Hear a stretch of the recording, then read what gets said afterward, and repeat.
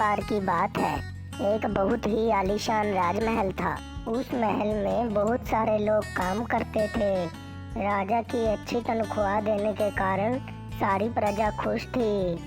लेकिन फिर अचानक एक दिन सुबह राजा ने आपातकाल सभा बुलाई, जिसमें राजा ने कहा, एक बड़ी चिंता की घटना हुई।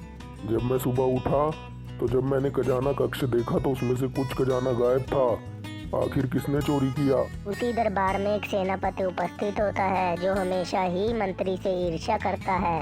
राजा के मुंह से चोरी वाली बात सुनकर वह सेनापति कहता है, महाराज, खजाना कक्ष की चाबी तो आपके और मंत्री के सिवा किसी तीसरे के पास होती ही नहीं, तो यह और किसका काम हो सकता है? अपनी ईर्ष्या के चलते सेनापति ने मंत्री के खिलाफ तीली लगा दी थी। राजा को मन ही मन में मंत्री पर शक होने लगा था, पर राजा कैसे कहता, क्योंकि वो उसका सबसे ईमानदार मंत्री था जिस पर राजा को सबसे ज्यादा भरोसा था।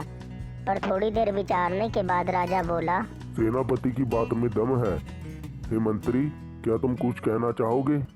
हे राजा, मैं कुछ भी बोलूं, बिना सबूत के कोई यकीन क्यों करेगा? 21 साल से ईमानदारी से अपना मंत्री पद का फर्ज निभा रहा हूँ। मुझे अपनी सफाई पेश करने के लिए एक दिन दिया जाए। तुम मेरे सबसे ईमानदार मंत्री हो, लेकिन सारे सबूत तुम्हारे खिलाफ हैं। अगर कल 12 बजे तक तुम अपने हक में कोई सफाई ना दे पाए तो तुम्हें फांसी की सजा दी जाएगी। इतना सुनते ही मंत्री वहाँ से सबूत जुटाने के लिए चला जाता है। जी, आप तो राजा की सभा में गए थे ना, तो इतने उदास क्यों लग रहे हो?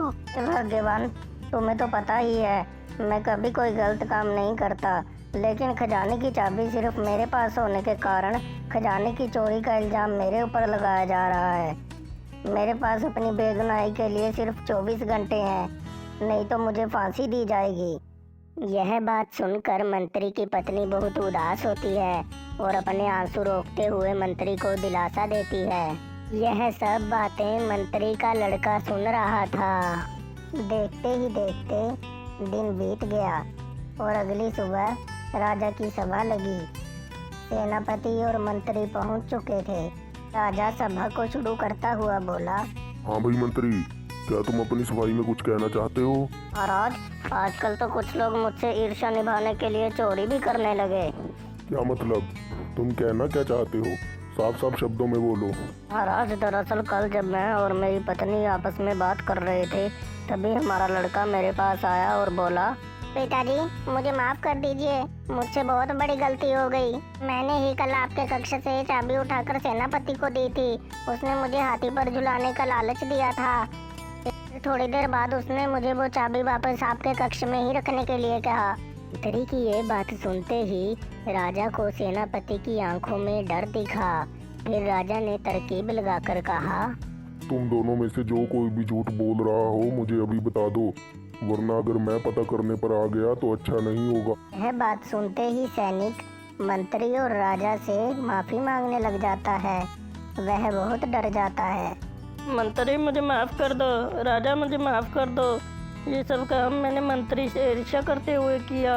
मंत्री, मुझे माफ कर दो। राजा कहता है, तुम माफी नहीं, दंड के लायक हो।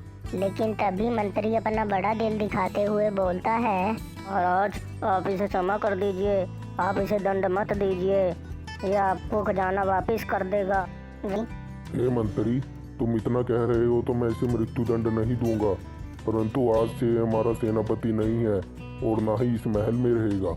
दोस्तों, राजा के कोई संतान ना होने के कारण यही मंत्री बाद में राजा बनाया जाता है। तो बच्चों, आपने देखा कि कैसे सच्चाई और ईमानदारी एक मंत्री को राजा बना देती है और चोरी और ईर्ष्या एक सेनापति को देश निकाला दिलवा देती है। बच्चों, अगर आपको ये कहानी पसंद आई हो तो वीडियो को लाइक और चैनल को सब्सक्राइब जरूर करना, और हाँ, सब्सक्राइब के पास लगी घंटी को भी बजा जाना ताकि नई कहानी के बारे में आपको सबसे पहले पता लग सके। बाय बाय प्यारे बच्चों।